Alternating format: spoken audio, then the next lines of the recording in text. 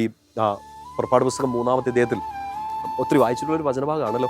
ഈ 3-ാമത്തെ അധ്യായത്തിൽ ഇങ്ങനെ മോശയെ കർത്താവ് വിളിക്കുന്ന ഒരു സമയത്ത് വലിയൊരു ഉത്തരവാദിത്തം ഏൽപ്പിക്കുന്നത്, ഈജിപ്തിലുള്ള എൻ്റെ ജനത്തിൻ്റെ ക്ലേശങ്ങളൊക്കെ ഞാൻ കാണുന്നുണ്ട്, ഞാൻ നിന്നെ അയക്കാൻ പോകണം, നീ അവരെ സ്വതന്ത്രമാക്കിയിട്ട് എൻ്റെ അടുത്തേക്ക് കൊണ്ടുവരണം, ഈ സ്ഥലത്തേക്ക് കൊണ്ടുവരണം എന്നൊക്കെ പറയുന്നുണ്ട്. അപ്പം മോശ തിരിച്ചു ചോദിക്കുന്ന ഒരു ചോദ്യമുണ്ട്. പുറപ്പാട് 3:11 കർത്താവേ, ഇവരെയൊക്കെ നയിക്കാനോ അല്ലെങ്കിൽ ഇവരെ മോചിപ്പിക്കാനോ നീ പറഞ്ഞ ഈ വലിയ കാര്യം ചെയ്യാൻ വേണ്ടിയിട്ട് ഞാൻ ആരാ?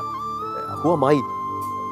ഒരു ചോദ്യമാണല്ലേ. ചിലപ്പോൾ നമ്മുടെ മുമ്പിൽ നമുക്ക് താങ്ങാൻ പറ്റാത്ത വലിയൊരു റെസ്പോൺസിബിലിറ്റി ആയിരിക്കും നമ്മുടെ മുമ്പിൽ തന്നേക്കുന്നത്.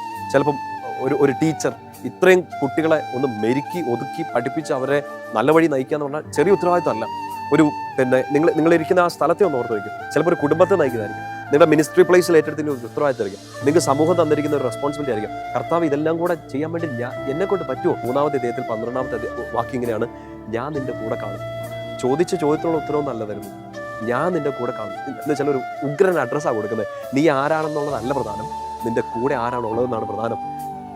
നമ്മളിപ്പോൾ ചോദിക്കും, കർത്താവ് ഈ കുടുംബത്തെ നയിക്കാനോ, ഈ ഒരു മിനിസ്ട്രി ഏറ്റെടുക്കാനോ, ഈ ഒരു ശുശ്രൂഷ ചെയ്യാനോ, ഇല്ലെങ്കിൽ ഈ പണി ചെയ്തു തീർക്കാനൊക്കെ ഞാൻ ആരാണ്? എൻ്റെ ഉള്ളിൽ എന്തുണ്ട്? കർത്താവ് തിരിച്ച് മറുപടി പറയുന്നത്, മോനെ നിനക്ക് ഇത്രയും വലിയ പാരമ്പര്യം ഉണ്ടല്ലോ, നിനക്ക് ഇത്രയും കഴിവുണ്ടല്ലോ, നിനക്ക് ഇത്രയും വലിയ ഫാമിലി സ്റ്റാറ്റസ് ഉണ്ടല്ലോ, ഇത്രയും ആരോഗ്യം ഉണ്ടല്ലോ, ഇതൊന്നും അല്ല. നിനക്ക് എന്തുണ്ട് എന്നല്ല കർത്താവ് പറയുന്നത്, നിനക്ക് ഞാനുണ്ട് എന്നാണ്.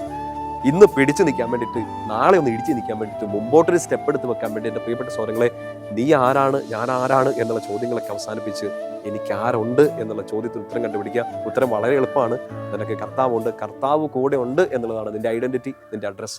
ഈശോനാഥൻ ചൊല്ലുന്നു, ഞാനല്ലോ പുനരുത്ഥാനം, ഞാൻ തന്നെ നിത്യായുസ്സും, എന്നിൽ ദൃഢമാം വിശ്വാസം, ചേർപ്പോനിവിടെ മരിച്ചാലും നൽകും ഞാനവനുത്ഥാനം.